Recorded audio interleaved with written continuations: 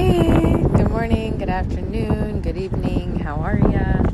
Wherever you are, whenever you're listening to this. Hey. So I wanted to hop on here and talk to you guys about intentionality. And honestly, I think that's just like, I'm in the season of talking about intentionality and everything because it's such a key thing to so much, in my opinion. So one of the things is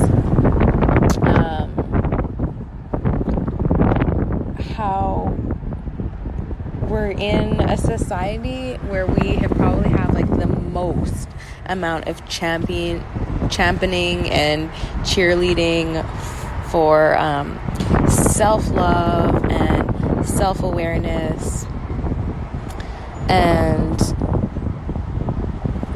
all of these beautiful and colorful words, but there's no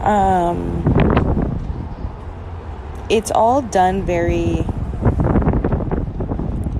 beautifully, but underneath all of it, it's I feel like there's just, it's toxic. And I'll try and break it down the best way that I can.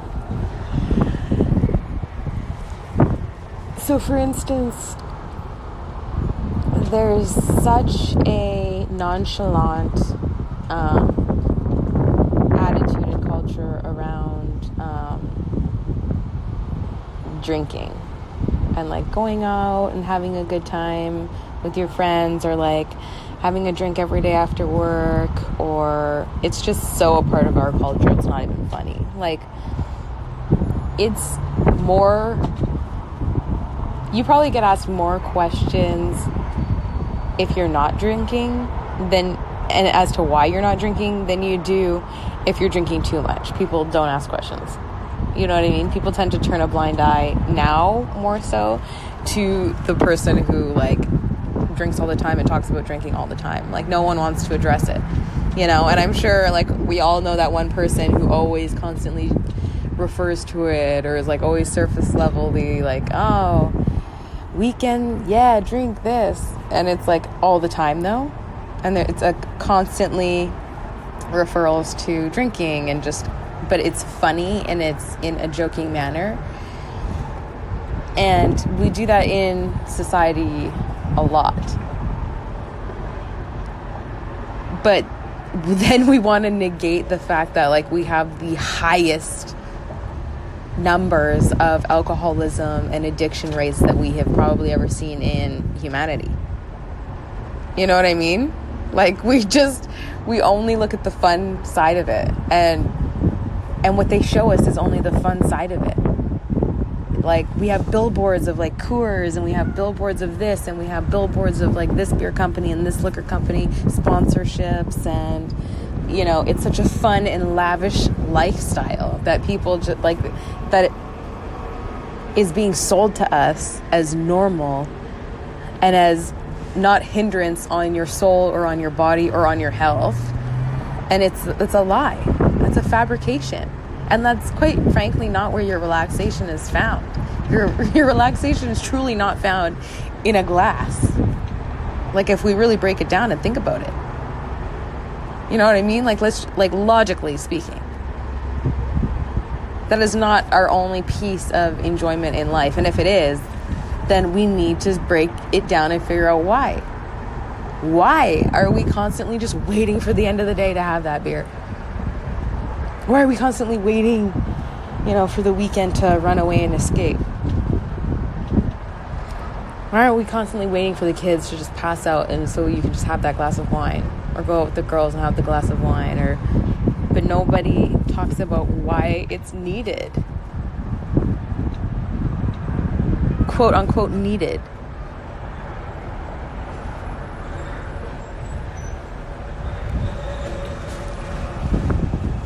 Or promiscuity, sex culture. It's championed and it's like, oh, whatever, it's no biggie. It's just having fun. It's pleasure. People just need to get their jollies off. It's no biggie. It's an exchange, people. It's an exchange. Like your sexual organs, sorry, we're all adults here. It's going to get a little graphic. But your sexual organs are interacting with each other.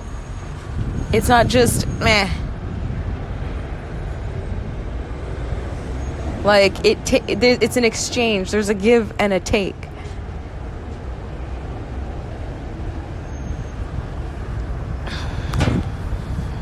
It's not just whatever.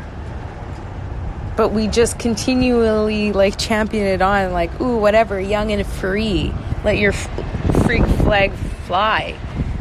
Oh, I wonder why I'm empty. I wonder why I feel used. I wonder why there's no substance here or in anything. Because we settle for some substanceless things. We settle for short-term fixes, quick fixes, feel-goods.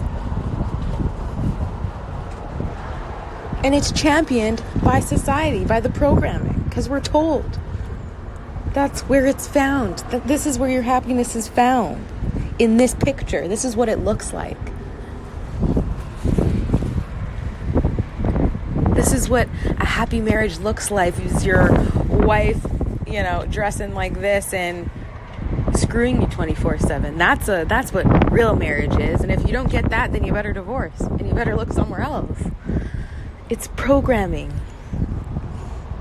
It's the same with women. It's the same with women. We're going to remove your husbands from the households so that you feel like everything is on you. Everything is all on you. The pressure's on you so that you can grow resentful and then you can hate your man. It's programming, people. Your husband isn't the identity of the picture that they're trying to sell you, right? But you find those weaknesses, those weak times where the character trait matches what they're telling you. And you're like, yup. See, they're all the same. It's always like this. Oh yeah, all women are all the same. It's always like this. Like we do it with everything. It's programming.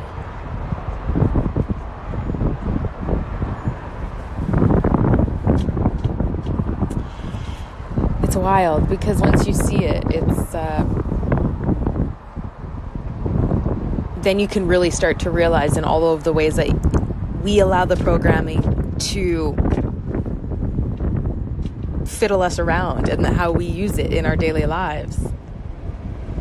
And we take the programs on and we act them out, and it causes chaos in our lives.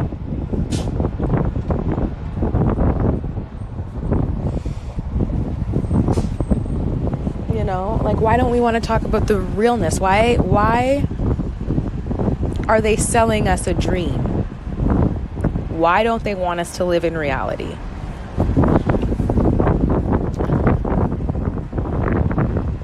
And why don't they want us to realize and discover what true happiness and where true joy and peace and love and nourishment and fulfillment comes from?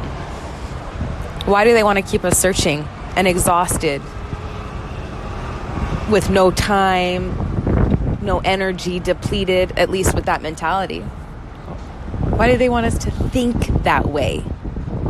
These are the things that we need to dive into and start wondering. This is how we become intentional and start living intentional and separate ourselves from the holds of the matrix. Because once we realize the ways in which that we don't need them, the ways in which that we don't need certain programs that dictate our behaviors and our reactions to things, we separate.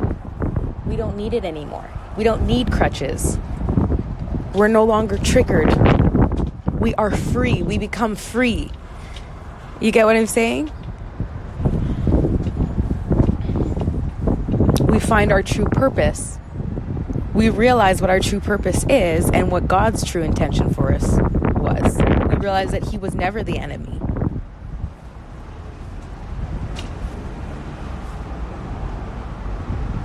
Right? It was the programs.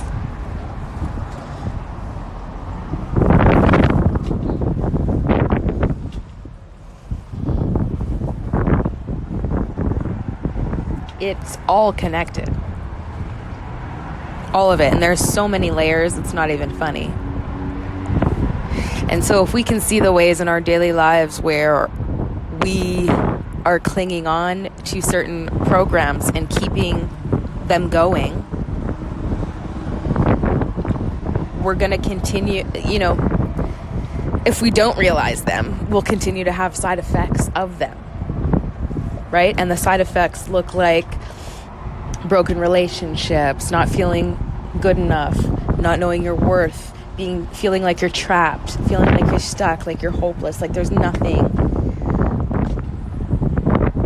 Like you have to succumb to your circumstances.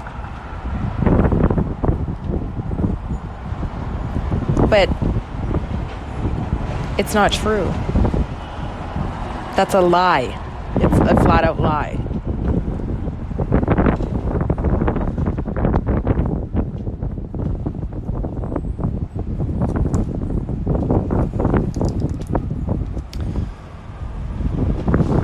And everything is like, geared and centered around just not diving in.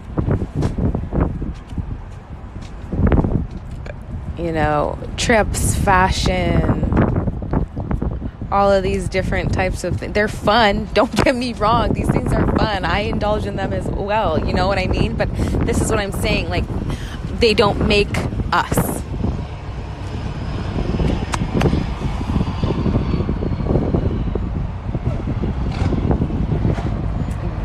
They're not the root. These aren't the purpose. This isn't where we should be focusing the main part of our time and our investment, because it's not long term, and we're seeing that in society. These things aren't long term. It's patches. We're just like patching every job, every tough emotional job, and we're patching it and we're saying it's okay. It is what it is. These were just the cards that I was dealt.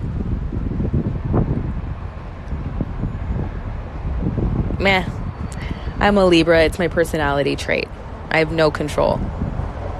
What? There's so many things that are just like centered around and geared around giving up responsibility, giving up control, with the illusion of being fully in control. You get what I'm saying?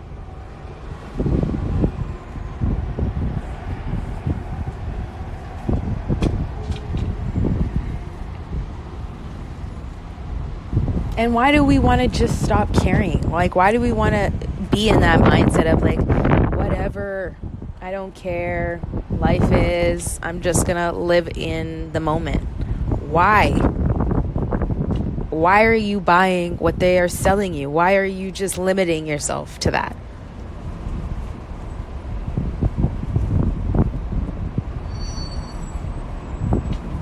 That's crazy. Why? Because then quite literally everything that you have been through, everything that you have gone through, everything that you're going through, you waking up every day, like, what is the purpose? If by everything that we do, we're continually and inadvertently giving up control of our own lives and ourselves,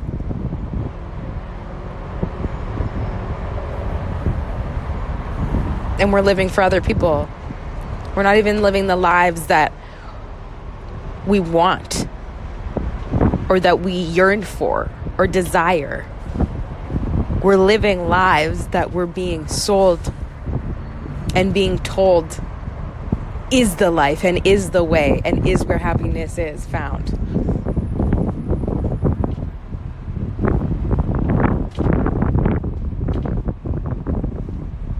But if it was working,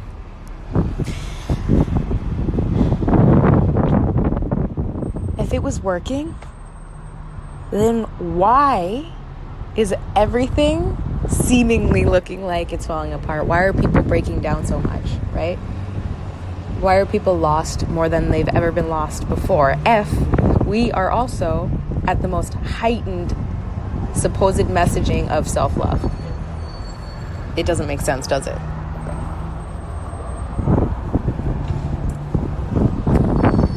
Because it's purposely being done that way. The things that they are programming people to focus on and to desire and to go after don't fulfill the human spirit, the soul. They don't fulfill the soul. And so because they don't fulfill the soul and they've created the problem, they give you a solution. What's the solution? Well, there's prescription medications, there's alcohol, which is socially acceptable, there's sex, which is socially acceptable,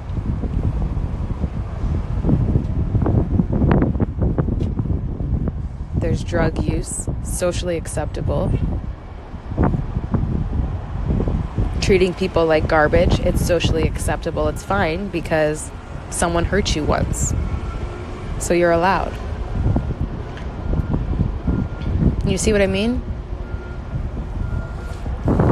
So intentionality. And I noticed all of these things because I had to work through them in my own life. I've seen the programs play me and entrap me for years. Like I was a toy. It's crazy. I realized the ways in which that the devil had its grips and was playing, masquerading around.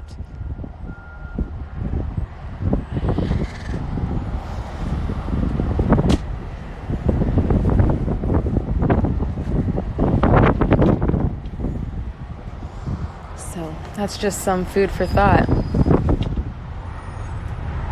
Are these concepts, are these problems, are these stressors